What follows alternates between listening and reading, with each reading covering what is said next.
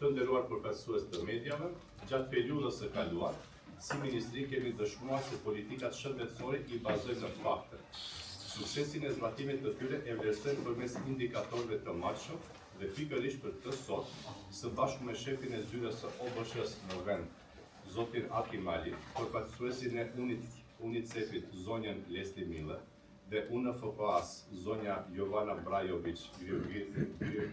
Grigorjević, si dhe kryetaren e Komitetit për Amësi të Sigurt, zonjën Irena Aleksiovska Papastiev, dëshirojmë t'ju informojmë për rezultatet e raportit të grupit ndëragjensior të Kombeve të Bashkuara për vlerësimin e vdekshmërisë tek fëmijët në vendin tonë. Ky raport global për vitin 2025, i cili është publikuar dje, tregon qartë se Maqedonia renditet ndër vendet më të mira në botë për uljen e vdekshmërisë neonatale dhe të fëmijëve në moshën 5 vjeç në shtet. Shteti ynë paraqitet si një shembull shumë i mirë dhe i suksesshëm në nivel global për reduktimin e vdekshmërisë neonatale dhe asaj të fëmijëve nën 5 vjeç, si rezultat i aktiviteteve të përbashkëta dhe koordinimit të Komitetit për Amësi të Sigurt në vendin tonë. Pra, Ministria e Shëndetësisë dhe partnerët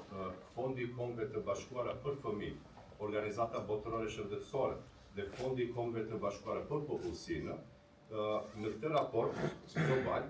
për vitin 2025, qartësi tregohet se norma e vdekshmërisë tek të porsalindurit brenda më pak se një dekade është ulur me 87% ose nga 8.1 në 1.1 raste vdekjeje për 1.000 lindje të gjalla në shtetin tonë. Ndërsa norma e vdekshmërisë tek fëmijët nën 5 vjeç është ulur me 75% nga 11.1 në 2.8%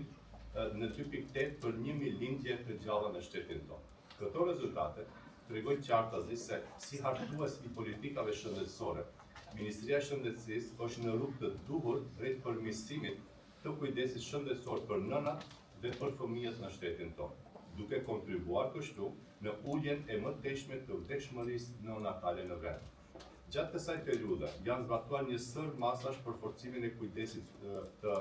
urgjent obstetrik dhe kujdesit për të porsalindurit, përditësimin gjithashtu të protokolleve klinike, përmirësimin e praktikave për reanimin e të porsalindurve dhe parandalimin e infeksioneve në vend, si dhe rritjen e gatishmërisë për transport të këtyre moshave. Gjithashtu është zbatuar master plani për kujdesin perinatal për 2020-2030, me qëllim operacionalizimin e një rritjeje të stratifikimit perinatal sipas rrezikut dhe sigurimin e përmirësimit të vazhdueshëm të cilësisë në të gjithë nivelin e kujdesit shëndetësor në vend. Ju falenderoj shumë edhe një herë për gjithë kontributet dhe tani ftoj kryetarin e Komitetit për Amësi të Sigurt dhe shefin e zyrës së OBSH-s të marrin fjalë.